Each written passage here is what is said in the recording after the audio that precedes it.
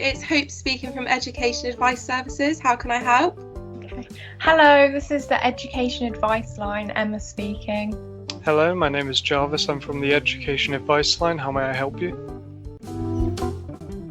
Oh, hi. Really pleased to speak to you. I've just moved to the country and I'm a little bit confused about what the system is that you do in England.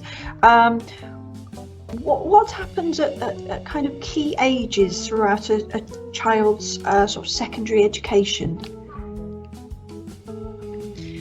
Okay, so at secondary we have our GCSE scale, but that doesn't start until we're about halfway through.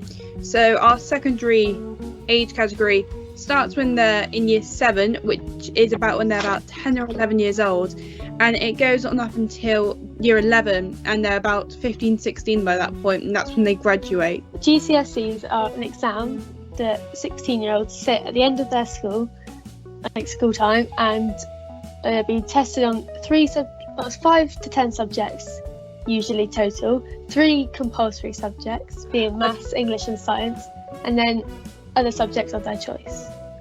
And how will she be assessed at the end of those? At the end of those, it can either be by coursework or mainly it's by exams. Oh, and then after your GCSEs, what do you do next? You can go to college or do an apprenticeship. Okay, and if you go to college, what sorts of things might you do there? So you could do a BTEC diploma, or you can do some A-levels. Okay, and if they did A-levels, how many subjects would they usually do? It would be 3 subjects. And then do you do 3 subjects at BTEC as well?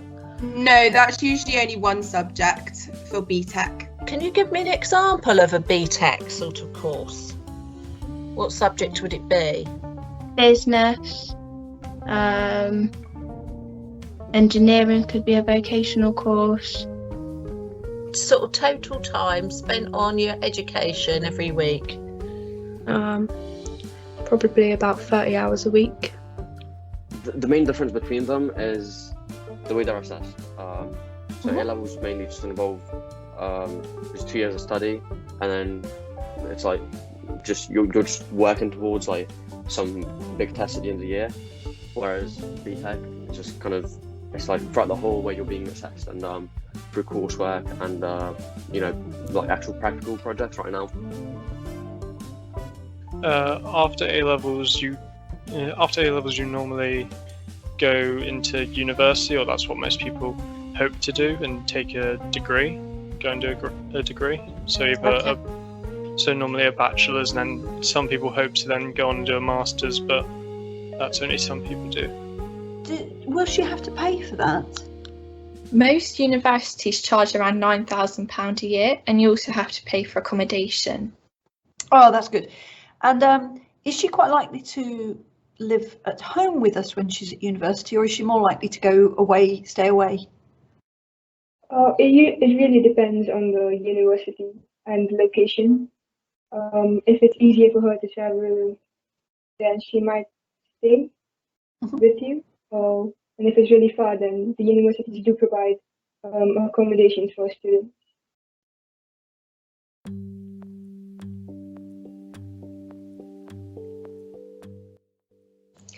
Good afternoon, Somerset Fact Line. Here is Ellie. How can I help you?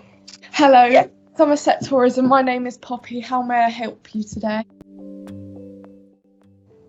So there are many places to visit in Somerset, but one that I particularly find quite interesting is Steart Marshes. Okay.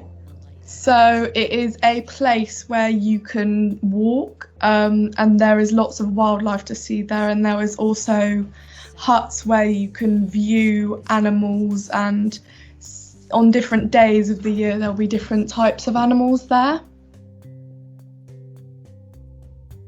So yes, it is actually a wetland, and a couple of years ago it was turned into a place where the wildlife can be, and Hinkley Point was actually part of this and helping have a space for animals and wildlife to roam. And I wondered if you could tell me a little bit about the Somerset levels. Yeah, the Somerset levels and the moors are quite a unique flat land. They extend for 170 acres across the north and centre of the county of Somerset. Yeah, well, thousands of years ago, it was all covered by the sea, and it's now a landscape which is all rivers and wetlands. And a lot of this was artificially drained and irrigated and modified to allow productive farming. But in the Roman times, they built flood defences to try and tame it, and it created a network of inland channels to like drain large areas and like floodplain marshes. My name's James from the Somerset Facts line. How can I help you today? Good afternoon, this is the Somerset Fact Line. My name is Hayden. How may I help you today? The cheddar cheese was made in cheddar, dating back to 1170. It was made in the caves in Cheddar.